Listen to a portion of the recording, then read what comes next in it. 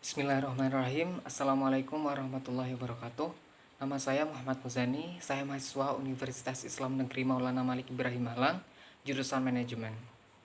Tujuan saya membuat video ini yakni untuk memenuhi tugas mata kuliah analisis sekuritas yang diampu oleh Bapak Muhammad Nanang Khairuddin SEMM. Jadi pada kesempatan kali ini saya akan bahas mengenai seputar corporate action, yang mana nanti saya akan mengawali dari sebuah definisi corporate action dan juga tujuan corporate action, tipe-tipe corporate action, serta jenis-jenis corporate action, dan juga partisipan yang ikut berpartisipasi dalam corporate action. Terakhir saya akan bahas mengenai proses corporate action. Baik, saya awali dari sebuah definisi bahwasanya perlu kalian ketahui corporate action itu pada hakikatnya itu memiliki definisi atau pengertian yang sangat komprehensif, yang sangat luas, tergantung dari sudut pandang emiten atau investor. Di sini saya ngambil sebuah definisi dari Franz Maguire dalam bukunya yang terbitkan pada tahun 2007, mendefinisikan bahwa corporate action adalah an event initiated by company that affect its share. Jadi maksudnya adalah sebuah event atau peristiwa inisiatif perusahaan yang mana itu mempengaruhi saham, baik itu harga saham ataupun pemegang saham. Selain itu, ada definisi yang menjelaskan corporate governance, yaitu KSEI, Custodian Central Efek Indonesia, menyebutkan bahwa corporate action adalah sebuah tindakan perusahaan yang terdaftar yang mana memberikan hak-hak kepada pemegang saham seperti hak pembagian dividen, saham bonus, ataupun hak-hak lainnya seperti right issue, warrant, dan lain sebagainya. Lantas, apa tujuan perusahaan melakukan corporate action? Ada beberapa tujuan mengapa perusahaan melakukan corporate action. Yang pertama yaitu distribusi income. Distribusi income itu perusahaan mendistribusikan pendapatannya seperti sisa laba bersih dan juga bunga obligasi.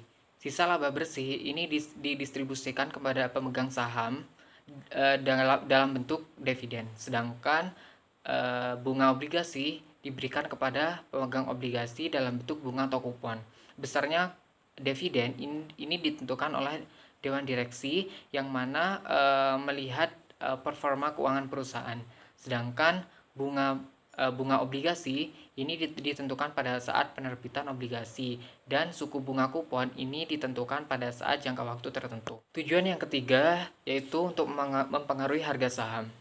Jika harga saham terlalu tinggi ataupun terlalu rendah, likuiditas saham akan terganggu. Saham yang terlalu tinggi akan terjangkau untuk semua investor, dan saham yang terlalu rendah kemungkinan akan mengalami delisting. Selanjutnya yaitu tipe-tipe corporate action. Menurut Michel Simon dan Elaine Dalglais, tipe-tipe corporate action ini terbagi menurut life cycle. Life cycle yaitu serangkaian langkah-langkah logis, terutama ditentukan berdasarkan sifat dan karakteristik corporate action. Tipe pertama yaitu mandatory. Mandatory yaitu peristiwa yang termasuk dalam kategori mandatory, yaitu ketika pemilik kepentingan tidak memiliki pilihan atau alternatif dalam menyikapi dan berpartisipasi dalam peristiwa tersebut. Peristiwa yang terjadi berlaku terhadap seluruh pemilik kepentingan dan berdampak terhadap baik itu sekuritas yang dimiliki maupun posisi kas pemilik kepentingan. Tipe yang selanjutnya yaitu voluntary. Untuk peristiwa voluntary, peristiwa bersifat murni berdasarkan pilihan pemilik kepentingan. Hal tersebut merupakan kebalikan dari mandatory. Pemilik kepentingan akan diberikan berbagai pilihan untuk tidak melakukan aksi atau tidak berpartisipasi, dan juga diberikan alternatif menyangkut sekuritas dan atau posisi kas mana yang akan dipilih. Tipe yang selanjutnya yaitu pemberitahuan emiten. Jadi pemberitahuan emiten ini adalah sebuah peristiwa yang terjadi, biasanya digunakan untuk sebagai sarana komunikasi emiten kepada pemilik kepentingan dan tidak melibatkan sekuritas atau hak atas kas. Dengan demikian, peristiwa dalam tipe ini memiliki life cycle operasional yang singkat dibanding dengan tipe-tipe sebelumnya. Oleh karena itu, tidak berdampak terhadap sekuritas atau posisi kas pemilik kepentingan. Selanjutnya yaitu jenis-jenis corporate action. Jenis-jenis corporate action yang pertama yaitu right. Istilah right issue di Indonesia dikenal dengan nama hak memesan efek terlebih dahulu atau HMETD. Definisi yang tepat tentang right yaitu penawaran saham baru kepada pemegang saham saat itu pada harga yang telah ditetapkan. Penerbitan right merupakan salah satu cara yang dapat ditempuh oleh suatu perusahaan atau emiten sebelum digunakan oleh pemegang saham lama. Selanjutnya jenis yang kedua yaitu insolvent issue. Insolvent issue ini suatu hal yang serupa dengan penerbitan right. Namun perbedaannya itu bahwa hak atas right untuk melakukan subscription tidak dapat dijual atau dipindah tangankan kepada investor atau pemegang saham lainnya. Yang ketiga yaitu priority issue. Priority issue ini merupakan penawaran suatu bentuk sekuritas terbaru atau dari kepemilikan di perusahaan yang baru, baik kepada masyarakat maupun kepada pemegang saham saat ini pada harga tertentu. Pemegang saham saat ini pada perusahaan diberikan prioritas menerapkan over member kepada masyarakat. Hak untuk membeli saham tersebut tidak dapat diperjualbelikan. Priority issue merupakan peristiwa voluntary karena pemegang saham saat ini tidak memutuskan untuk tidak mengambil aksi apapun. Jenis yang selanjutnya yaitu stock split. Stock split yaitu peningkatan jumlah saham emiten yang beredar proporsional dengan penurunan nilai per setiap lembar saham. Nilai total ekuitas secara keseluruhan tidak mengalami perubahan pada saat dilakukan stock split. Yang kedua yaitu consolidation atau reverse stock split. Merupakan kebalikan dari stock split, yaitu terdapat penurunan jumlah lembar saham emiten yang beredar proporsional dengan kenaikan nilai par setiap lembar saham. Komposisi ekuitas secara keseluruhan tidak mengalami perubahan pada saat dilakukan consolidation atau reverse stock split. Selanjutnya yakni scheme of arrangement merupakan istilah yang mengacu pada peristiwa di mana emiten membagikan kepada pemegang saham kombinasi antara saham dan kas untuk efek. Tujuannya hampir sama dengan stock split atau consolidation, yaitu restrukturisasi modal ditempatkan emiten. Selanjutnya yaitu capital repayment. Capital repayment merupakan penurunan nilai par saham sehingga mengurangi kepemilikan pemegang saham di perusahaan emiten akan tetap tidak mempengaruhi jumlah lembar saham yang dimiliki. Atas penurunan nilai par tersebut, emiten memberikan kas kepada pemegang saham. Selanjutnya yaitu pembelian kembali saham atau issuer tender offer, merupakan pembelian kembali seluruh atau sebagian saham yang diterbitkan oleh emiten pada harga tertentu. Harga yang dibayarkan oleh emiten dapat berupa nilai par saham atau nilai diskonto atau premium dari nilai par sesuai kondisi pasar saat itu. Jenis yang selanjutnya yaitu merger. Merger adalah penggabungan antara satu perusahaan dengan perusahaan yang lainnya. Proses penggabungan dua atau lebih perusahaan menjadi satu perusahaan baru tercipta dari hasil kombinasi tersebut. Merger terjadi ketika aset dari kedua perusahaan digabungkan menjadi satu.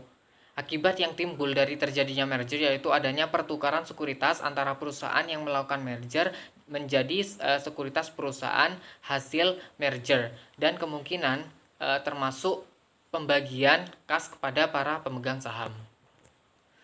Yang terakhir yakni akuisisi. Akuisisi itu adalah pengambil alihan, di mana suatu usaha yang dilakukan oleh sebuah perusahaan untuk mengambil alih perusahaan lain dengan cara mendapatkan sebagian besar saham dalam sebuah emiten. Selanjutnya yaitu partisipan dalam corporate action. Yang pertama itu tentunya ada emiten. Emiten ini adalah sebuah entitas atau perusahaan yang efeknya diperdagangkan di pasar modal. Entitas menggunakan detail dari corporate action pada saat penerbitan efek atau sekuritas lainnya. Selain emiten, tentunya ada kustodian sentral. Ketika peristiwa berlangsung, kustodian sentral memiliki peranan dalam mengetahui keberadaan peristiwa corporate action, mengumpulkan informasi yang dapat yang tepat tentang peristiwa corporate action, dan juga mengumpulkan informasi dari emiten mengenai jumlah efek atau nilai kas yang tanggal yang sesuai. Sebagai tambahannya, pada peristiwa yang bersifat elektif, kustodian sentral bertugas untuk menginformasikan partisipan tentang tanggal waktu yang mengharuskan partisipan untuk mengambil keputusan, dan juga memantau respon dari partisipan. Selanjutnya, partisipan dalam corporate action yaitu pemilik kepentingan. Istilah ini mewakili para pemegang sekuritas dalam bentuk individual maupun perusahaan. Selanjutnya yang keempat yaitu lead agent, paying agent atau underwriter. Lead agent dalam setiap corporate action seringkali berada pada ring 1 dalam partisipasi. Ketika emiten berencana untuk melakukan corporate action, emiten akan menunjukkan agen yang mengorganisasikan keseluruhan proses untuk kepentingan emiten. Yang terakhir yaitu proses corporate action. Jadi bagaimana proses corporate action itu terjadi? Pada video kali ini saya tidak bisa menjelaskan mengenai proses corporate action karena terlalu detail, terlalu panjang prosesnya. Buat kalian yang ingin mengetahui bagaimana proses corporate action, bisa baca bukunya Ciptono Darmaji. Untuk semua referensi dari definisi sampai proses dari definisi sampai proses corporate action ini saya ngambil dari 3 referensi, di mana referensi yang pertama itu saya menggunakan bukunya Ciptono Darmaji dan Muhammad Farudin Henry. Judulnya Pasar Modal Indonesia edisi 3 yang diterbitkan oleh Salemba 4 pada tahun 2011. Buku yang kedua saya menggunakan bukunya Franz Groves, judulnya Corporate Action, A Concept's Guide, An Introduction to Securities Event, karangan yang diterbitkan oleh Harriman House pada tahun 2008. Referensi yang ketiga, yang terakhir, saya menggunakan bukunya Michel Simons dan Ellen Dalglais, judulnya Corporate Action, A Guide to Securities Event and Management, diterbitkan oleh John Wiley & Sons pada tahun 2006. Jadi itu adalah referensi yang menurut saya itu rekomen banget buat kalian baca jika kalian ingin mengetahui seputar secara mendalam mengenai corporate action. Itu saja dari saya, kurang lebihnya mohon maaf. Wassalamualaikum warahmatullahi wabarakatuh.